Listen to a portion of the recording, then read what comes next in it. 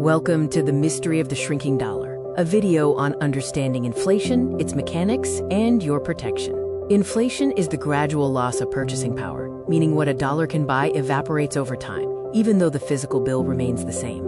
Inflation means your money gets weaker. A reality check shows the purchasing power of $10,000 in 1975 would require $60,988 in 2025. Cash held since 1975 has lost over 80% of its purchasing power, demonstrating that inflation is more than just rising prices. The root cause of inflation is an increase in the money supply. New money comes from the printers, as physical cash, and the banks, through credit injection and bond purchases. The Cantillon effect notes that new money distorts prices by driving up assets before trickling down to wages. Cause number one is the auction house effect, or demand pull inflation. Too much money chasing too few goods. An increase in money supply stimulates demand that exceeds the economy's production capacity, leading to higher consumer spending and rising prices due to a supply gap.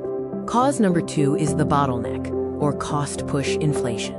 Prices rise because the inputs, such as raw materials and energy, become more expensive.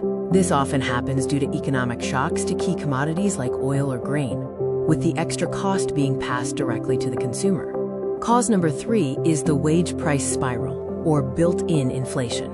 People expect inflation to continue, creating adaptive expectations. Workers demand higher wages due to rising living costs, and businesses raise prices to cover those wages, leading to a self-reinforcing upward spiral.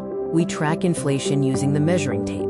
The Consumer Price Index, or CPI, tracks the price changes of a basket of goods and services, covering about 88% of the U.S. population. The Producer Price Index, or PPI, tracks price changes from the seller's wholesale perspective. The Goldilocks zone suggests that inflation is not inherently evil. Deflation, where the economy freezes, and hyperinflation, where currency collapses, are extremes. The Federal Reserve targets 2% price stability annually, the sweet spot that keeps the economy moving without overheating.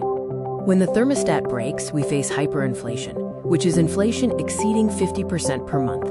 Case studies like Weimar Germany show that massive war debt and printing money caused prices to double every few days. Once trust in the currency collapses, the speed of devaluation becomes unstoppable. The 2022 to 2024 perfect storm of inflation resulted from a combination of demand pull inflation, cost push factors, and geopolitics. This mix led to inflation levels not seen since the early 1980s. While rates have cooled, prices remain permanently higher than pre-pandemic levels.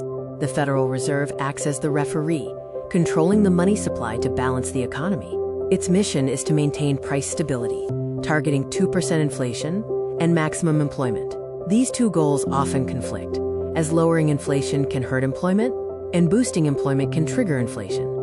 The Federal Reserve's tools of control include the brake, which is raising interest rates to make borrowing expensive and cool the economy to lower inflation. The gas is quantitative easing, or QE, which involves buying bonds to inject money and stimulate growth, fighting deflation. One protection strategy is the surfboard, or stocks. Stocks are the best long-term hedge against inflation because companies increase prices, revenues rise, and stock prices often follow. The warning is that cash is the worst place to be. You must participate in the market to keep up. Another protection strategy is the shield, or hard assets.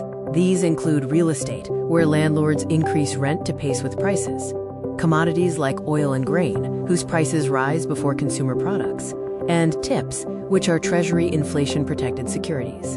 The bottom line is that inflation is natural, with 2% being the target. It's a transfer of wealth from savers to debtors. While the Fed controls the money supply, protection is your responsibility. By investing in assets that grow, you can ensure your wealth outruns the shrinking dollar.